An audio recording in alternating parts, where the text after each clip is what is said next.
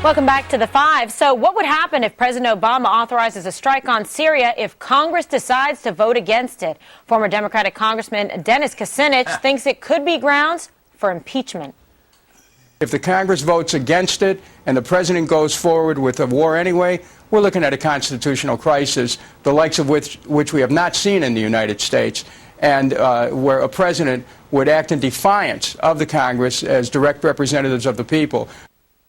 Okay, Bob, does that move you in a good way? What I didn't hear, not towards me? I don't know who wrote that opening, but I didn't hear the word impeach out of Kucinich's mouth during that, so that's a classic. The answer is, I don't think it matters. He said that on Studio B this afternoon. He also wrote a piece for HuffPo saying that would be grounds for impeachment. Well, he didn't say it here. That's my point. And listen, if Republicans in the House, if it was why I have a problem with Democrats with Obama, if this were Bush putting this forward, they would vote for it.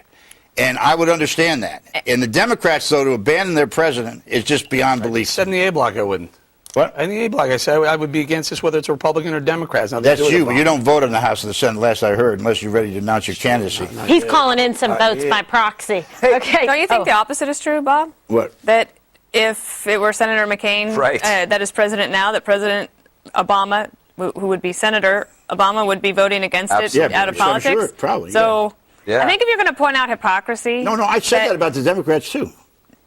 Okay. All right. Hey, you know what's missing? Where is the anti-war Hollywood left? Where is Sean Penn, no kidding. Susan Sarandon, Tim Robbins? I guess their coke dealer must be Syrian.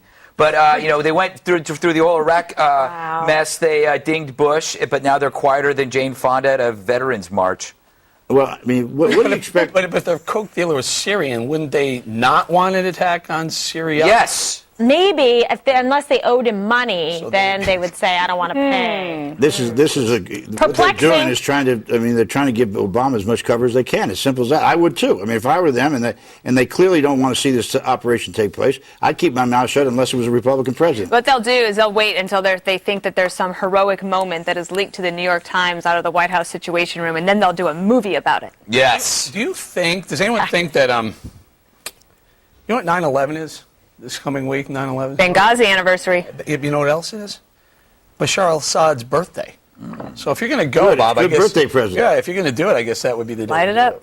Well, how could you? I mean, literally, what I said about the Congress. Let me say the same to you. How can you morally justify your position on this? How can you look at this and know we've got a treaty obligation? Here's the thing. And see this thing. You can't morally justify attacking, killing people, killing innocent people, and putting Americans How do you know at risk we're going to kill innocent without people? knowing exactly what's going on the ground in Syria, Bob? You can't. I think we know a lot. I think we know a lot more what's going on the ground than what happened? What about the video yesterday that surfaced of the rebels who were supposed to be helping executing prisoners? Listen, I said yesterday, there's 1,200 gangs running around over there. The people who were the biggest opposition. No, wait a minute. But that's who's in now, Bob, because there was a hesitation on the pedal, and he didn't do it when he should have. Oh, I see. They created 1,200 of them in the last 2 weeks. How can I have a moral? How can you not see the moral obligation to go kill people? The moral obligation we have is to not let as I said, every despot in the world have chemical weapons and feel free to use them without having to pay a price for Can it. I take it one step further? Are we going to go do that in North Korea because they have chemical weapons and if they use them? If they use them, yes. Well, okay. Well, is it only chemical weapons? How about biological weapons? How about interning hundreds of thousands of people, holding them against their will? How about any of those human rights you mentioned yesterday, the chemical weapons treaty, does it include biological? How about enriched uranium? But it doesn't include a lot of those countries that we are going to attack. What, it doesn't what? I don't think Syria is Syria part of that treaty. I don't believe it is. I do not believe it is. Look, I mean, that's a good answer right there. Yeah, but we've said this before. It's the reverse domino theory. If you feel that way, if you actually feel that way, then go after those other countries. If this is not about Syria, it is about Iran, and it may in fact be about Russia. So why are we pretending it's about Syria? Just go hit the damn nukes in Iran. Be done with it. They're the ones that are threatening us. They're the ones that are saying they're going to attack the Obama family. These are the guys. Yeah. That tells you something. These are the guys that are most terrified. You know the story that hasn't been told? The Iranian nuclear capability. The one thing I don't think that we know enough yet, and perhaps journalists will be able to get more of this information, is what kind of intel did we have before the chemical weapons were used?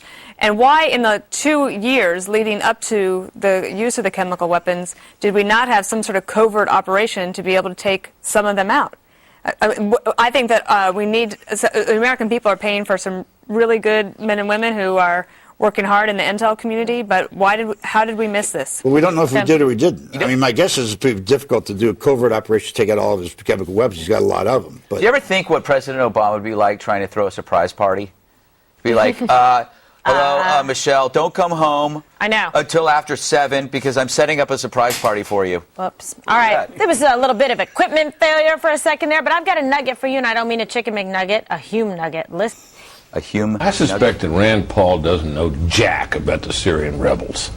I'm not sure that any of us knows enough about them. John McCain, who's been over there at least, thinks he knows them. And he says they're not a bad lot. At least that's the testimony of someone who's been there. Bowling?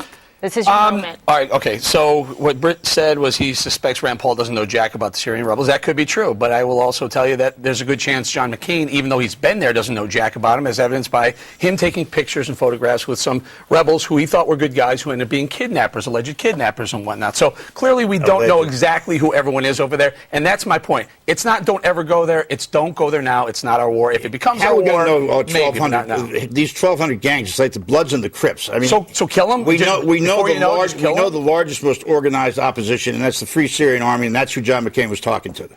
So and Britt's exactly right. You listen to these guys, Rand Paul, the rest of them, and they don't know jack. And I tell you who's ought to be in trouble is whoever convinced Obama to go to Congress in the first place. Screw them. They didn't have to do that. It's like I said before, it's like a dog eating a roll of quarters. Who's going to want to sift through that pile? There are people. There are people. Dana? I'm just thinking of the Jasper visual. I knew it. And I hope it doesn't happen. Okay, all right, that's enough on that visual. Whoa. What if he ate a nice necklace? What if he ate something really expensive? Greg, what is wrong? A wedding ring. Yeah, a wedding ring, which has happened. All right, Gutfeld, stay.